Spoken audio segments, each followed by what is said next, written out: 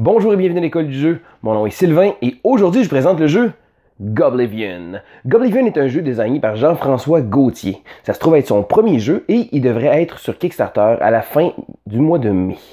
Qu'est-ce que c'est Goblivion? C'est un jeu coopératif de 1 à 2 joueurs qui utilise le mécanisme de deck building.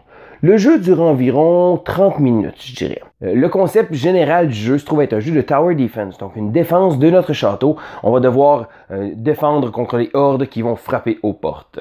On va aller voir les règles, puis après ça je vous donne mon avis. La mise en place est faite pour une partie solo. En tout premier lieu, on va sélectionner un roi ou une reine. Bon, il y en a quelques-unes dans la boîte, et ça va nous donner certaines petites informations. Donc, premièrement, 18, ça se trouve être le nombre de ressources que notre château va commencer. Les ressources sont ici, des petits jetons comme ça. Ça se trouve à être les points de vie de notre château. Si les ressources tombent à 0, à ce moment-là, notre château tombe aux mains de l'envahisseur et Goblivion est perdu. Donc, avec la reine Margot, la douce, ici, on va commencer avec 18. Il y a certains rois et certaines reines qui vont avoir différents chiffres. Ensuite, on va regarder deux petites informations. Débute la partie avec le garde du corps, l'archer. Donc, juste ici, on se trouve avec le garde du corps et j'ai placé l'archer. Je vais y revenir un peu plus tard.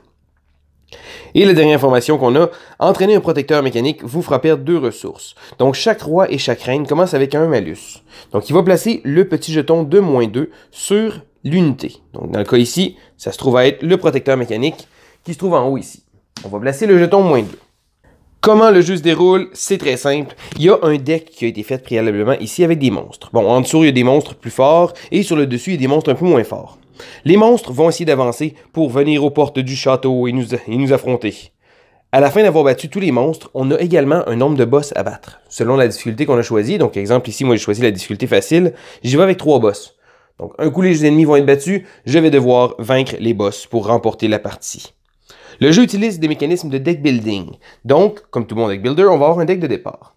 Notre deck de départ est composé de 19 cartes, comme ça ici, des cartes paysans. Dans la boîte, il y en a le double pour qu'on puisse jouer à 2 joueurs et leur valeur est tous différentes. Donc, on ne sait jamais exactement avec quoi où on va commencer, mais habituellement, ce n'est pas nécessairement des bonnes cartes. On voit ici le petit pyromane qui est à -1, ou encore l'idiot du village à -2. Donc, ça se trouve être des cartes un peu négatives et je vais vous expliquer comment on va faire pour pouvoir les améliorer. Le concept est simple et très bien écrit sur le petit plateau de jeu ici. L'ordre des tours se fait tout le temps de la même façon en 3 phases. La première phase, la phase de l'entraînement. On va essayer de pouvoir entraîner nos petits paysans à devenir de terribles guerriers pour pouvoir défendre notre château. La première étape qu'on va faire, c'est qu'on va prendre notre jeton d'entraînement ici et on va le placer sur une des unités. Ici, en début de partie, on a juste le choix de ces 4-là, qui se trouvent être les unités avec une petite épée. Donc, dans le coin supérieur gauche, ici, on voit il y a une épée, et éventuellement, il va y avoir d'autres personnages qui vont avoir 2 épées. On n'a pas accès encore à ces cartes-là, tant aussi longtemps qu'on n'aura pas vaincu un ennemi qui va frapper aux portes du château. Donc, en attendant, on a les petites unités, on va placer notre jeton comme ça ici. La phase de l'entraînement commence, on doit essayer de recruter le bourreau. Encore une fois, je vous présente les cartes. Excusez-moi. Ici, l'information qu'on a besoin, c'est situé en bas. Donc, ici, on a 4. Donc, on va devoir piger 4 cartes pour obtenir un score de 2. Je vous explique comment ça fonctionne. Donc, je veux recruter le bourreau ici. Je mets mon jeton et je pige 4 cartes telles qu'indiquées sur la carte. Je vais prendre les cartes de mon deck ici et, surprise, contrairement à beaucoup de jeux, je ne les mets même pas dans ma main. Elles vont tout de suite sur le plateau de jeu. Donc, dans Goblivion, il n'y a jamais de cartes qui vont dans les mains. On place les cartes tout de suite sur la table. Bon, je vais tasser un petit peu les choses pour faire de l'espace. Comme ça ici.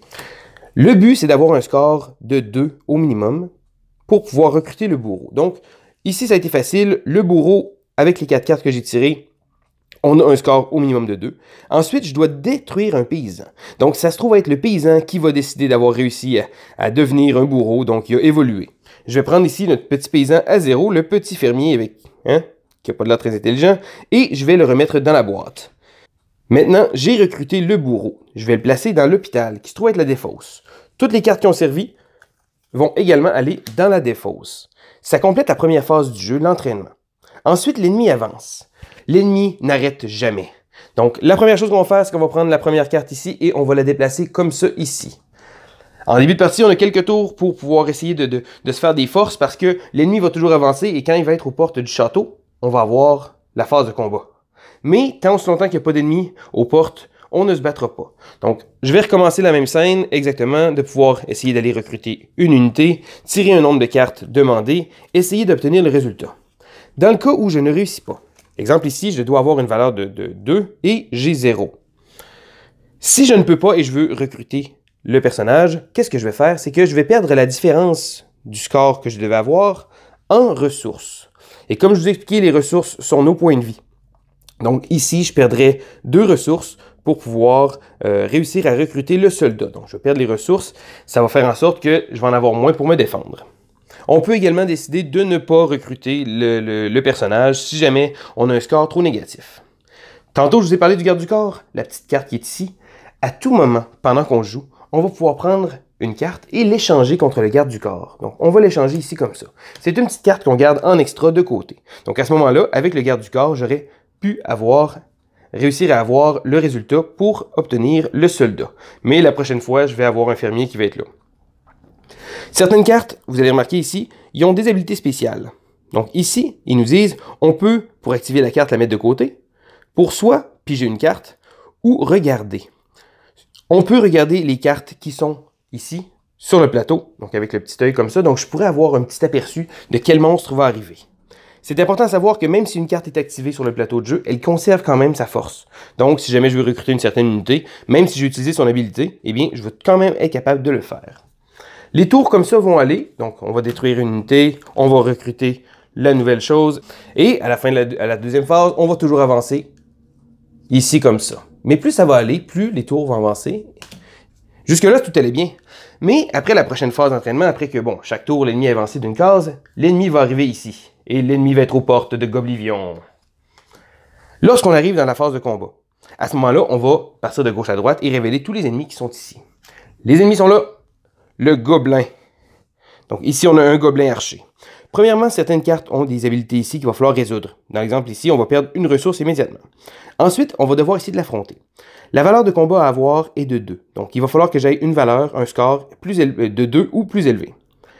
Le gobelin me dit exactement combien de cartes dois-je piger. Donc un peu comme les cartes qu'on a tenté de recruter lors de l'entraînement, je vais devoir affronter le gobelin en tirant des cartes. Donc encore une fois, on ne les met pas dans nos mains, on les met directement sur la table. Et voilà, j'ai un score de 2 ici. Bon, si j'aurais voulu, j'aurais pu générer son habilité, mais ça l'aurait détruit la carte. Donc, j'aurais pu regarder, mais je vais la garder comme ça. J'ai une valeur de 2, j'ai réussi à vaincre l'ennemi. Si on ne parvient pas à vaincre l'ennemi, donc exemple, j'aurais une valeur de 0 et l'ennemi une valeur de 2, à ce moment-là, je vais perdre des ressources. Les bonnes ressources que je ne dois pas perdre, eh bien, dans le cas ici présent, je vais en perdre 2, parce que j'ai pas réussi à vaincre le gobelin. Le gobelin va rester là, jusqu'à temps que je sois capable de le battre. Chaque fois qu'un ennemi est vaincu, ce qu'on va faire, c'est qu'on va le renverser et il va devenir un objet. Dans le cas ici, un slip, pas trop utile. Donc, je suis obligé et je prends la carte et je la mets dans ma défausse. Plus la partie va avancer, plus les ennemis vont être intéressants, ils vont donner des objets aussi très intéressants, qui va faire en sorte que notre deck arrive de plus en plus avec des cartes de haute valeur. Mais Goblivion n'arrêtera jamais, les envahisseurs n'arrêteront jamais, ça va continuer d'avancer. Ça se pourrait même qu'à un certain moment donné, il y ait plus qu'une créature devant vous. Donc, on arriverait à la phase de combat ici. À ce moment-là, on va résoudre toutes les habilités, on va également piger les cartes et essayer de vaincre la totalité du score. Si on n'est pas capable, ce qu'on va faire, c'est qu'on va prendre ce qu'on peut faire. Donc, exemple, j'aurais 3 de valeur de combat, je pourrais réussir à vaincre le gobelin vachelier et le placer dans ma défausse. Une petite chose à ajouter, lorsqu'on va piger des cartes et on va arriver à la fin de notre deck. Dans la plupart des deck builders, on va simplement prendre justement les cartes de l'hôpital, les rebrasser et les placer dans le château. Mais ici, lorsqu'on va piger la dernière carte, lorsque le château est vide, l'ennemi avance, ce qui va faire en sorte de mettre beaucoup plus de pression quand vous allez terminer votre deck. Ensuite, vous rebrassez l'hôpital et vous replacez votre deck ici. Plus la partie va avancer, plus ça va rouler, plus on va avoir des cartes meilleures, plus les ennemis vont devenir méchants, et après avoir vaincu tous les ennemis, il va falloir essayer d'affronter les boss. Je vous les révèle pas tout de suite, mais dites-vous que c'est tout un challenge. Et c'est comme ça qu'on joue à Goblivion. Et voilà, ça fait le tour des règles de Goblivion. Bien entendu, bon, je vous ai pas montré tous les petits détails, mais je voulais vous donner un aperçu de vrai comment le jeu se jouait. Premièrement, c'est sans équivoque, j'adore ce jeu-là. Bon, je l'ai joué principalement solo, j'ai joué quelques parties coopératives, je vais y revenir après. De base, comme joueur solo, j'aime beaucoup le fait que, bon, des fois, des petits jeux qui sont rapides à sortir, que l'espace est là, on sort ça, on fait une partie, on va se faire battre, après ça, on va en vouloir encore pour une ou deux autres parties, une après l'autre. Ça m'a donné un feeling un peu de One Deck Dungeon, Hostage Negotiator ou même le jeu Friday Vendredi.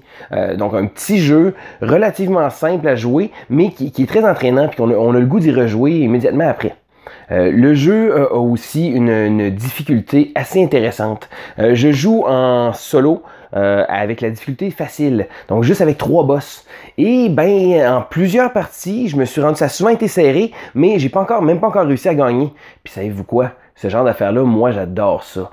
Si le jeu m'aurait pas trop donné de challenge, d'un, j'aime le mécanisme, le jeu coule bien, le jeu roule bien, mais si on gagne à chaque fois, le jeu perd de son intérêt. Pour moi, j'adore un bon challenge. Puis ben, Goblivion m'a donné ça. Ça me donne le goût de recommencer. Puis après m'être fait battre en 10-12 minutes, ben, j'ai juste envie de reprendre, de recommencer les choses à zéro, puis ben, de me relancer dans l'aventure en essayant une stratégie différente. Il y a un peu de variabilité avec les personnages, les monstres. Bon, c'est pas dit combien qu'ils peuvent en ajouter éventuellement aussi. Qui sait si la campagne Kickstarter va bien, peut-être bien qu'ils vont rajouter certains personnages, des paysans ou des monstres, des boss. Ce que j'ai aussi apprécié du jeu, c'est que contrairement à beaucoup de designs qu'on peut voir, on voit que le designer s'est appliqué sur les tests de jeu. Donc les playtests. Le jeu, on voit qu'il a été roulé, il a été rodé, puis il a été rodé, puis il a été rodé. C'est le genre d'affaire qui est très importante parce qu'un jeu comme ça, si on trouve un débalancement majeur ou encore qu'en jouant quelques parties, on se rend rapidement compte d'une stratégie qui est plus forte qu'une autre, ben souvent on va se dire que le jeu est un peu brisé, un peu broken. J'ai vu que dans Goblivion, il y a eu beaucoup d'attention qui a été portée par rapport aux forces des différentes cartes, aux différentes stratégies. Il y a plusieurs façons de pouvoir jouer la partie. On peut essayer d'y aller une stratégie avec des soldats ou selon justement notre roi qui va changer un peu la variabilité du départ. Bon, certains personnages vont être plus durs à acheter, etc. J'ai trouvé que le jeu coulait extrêmement bien. Puis comme petit jeu solo dans cette trame-là, c'est vraiment génial. Bon, c'est certain que y en a certains qui vont se dire un jeu solo, c'est pas trop mes cordes. Le jeu se joue aussi en mode coopératif. J'ai un peu moins joué à celui-là parce que bon, des fois, tu sais, ça donne pas toujours, mais j'ai trouvé ça très intéressant parce que en mode coopératif, le jeu reste relativement le même. Ce qu'on va faire, c'est qu'encore là, il va falloir défendre les hordes au château, mais il va y avoir une espèce d'entraide qui va pouvoir se faire. Fait que oui, les deux joueurs affrontent le même monstre en tant que tel, ils doivent le battre les deux, mais le fait qu'on puisse justement perdre des ressources pour échanger des cartes à l'adversaire, ça rajoute une dynamique différente au jeu. C'est certain qu'en voulant peut-être pousser un peu, on aurait peut-être pu rendre ça 3 ou 4 joueurs, mais moi, personnellement, j'ai trouvé qu'à 1 ou 2 joueurs, le jeu était vraiment savoureux, vraiment génial, puis ben, je vous le conseille. C'était Sylvain pour l'école du jeu, et je donne un gros thumbs up au jeu Goblivion.